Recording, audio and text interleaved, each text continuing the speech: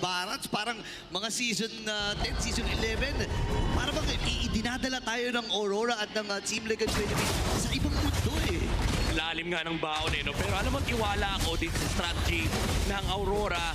Kasi with Demon Knight, sana ito sa mga utility junglers back then nung talagang nasa ano pa tayo, ina pa tayo ng RSG.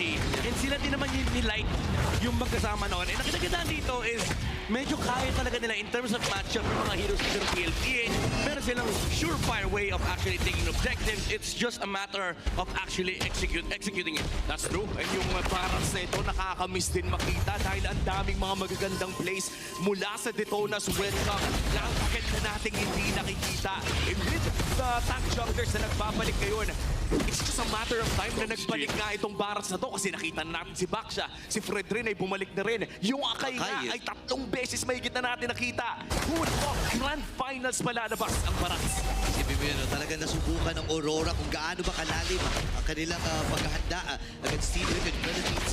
Yung Team 1 performance kasi ng TL, parang ibang TLPH yung nakita natin. Eh, no? Yeah, sino ba yan eh? Kumbaga, again, nung previous encounter nila, parang na-realize ng Aurora, okay, kailangan natin ng utility jungler versus TLPH para kahit paano ma-repel natin yung early game aggression nila. Ang sinagot ng TLPH, abot yung early game ha, sabayan tayo early game. And for Aurora, again, this time around, meron silang pangsagot dun sa mga papasok sa mga objectives, especially with the Detona's welcome. Ang concern ko dito is, sa sobrang dami kasing papasok ng TLPH, kaya bang i-sustain ng Aurora yung damage? Kasi usually, yung Barats natin may kasamang Matilda to eh. Oh, yun nga naman talaga, no? Yung combo na nagmula pa sa Age of the Crown na laging binabato ng mga dating Aurora members din. Here we go, sideboard na kain agad!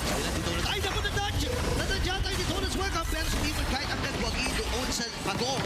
Ngayon si Sanford ay hindi pa tapos. Papasok din sila. The talk is there. Ngayon naman si Edward ay mapupuruhan na. AOG! Mula dito kay Sandy. Mas back Sandy din. Sanford na baba ng buhay pero si Edward ata ang mapupuruhan. At si Carlito makakakuha ng first blood. Hindi pa tapos ang laban kasi si Light ay nandun din. May tatama bang racket? Hindi na nga muna versus Run. At hindi na rin umabot sa dulong-dulo pa sana, no? O pagong man ay nakuha ng Aurora. Tingel ang nakakuha ng first kill of the game. Yeah, even though ang cute ng interaction ng immunity nung lapu-lapu, nakuha pa rin Demon kahit yung pagong. Kasi ang importante lang naman is hindi siya nakastun. That's true. During the turtle take, meron din siyang sarili niyang CC immunity. Pero yung Microman, na-touch pa ni Sanji yung smart missiles. Tama, no? Smart missiles yung second skill ni Barats. Ang tagal na kasing di nagagamit yan eh. Ano yun? Missile expert. Ayun, missile expert. Missile expert. So hindi lang hindi lang matalino. Sobrang talino. Sobrang talino. Expert. Pero may question mark sa dulo yun eh. So hindi pa natin sure missile expert. Ganun nga yung pagkasabi daw. Pero yan na, Purple secured for the side of Team Liquid.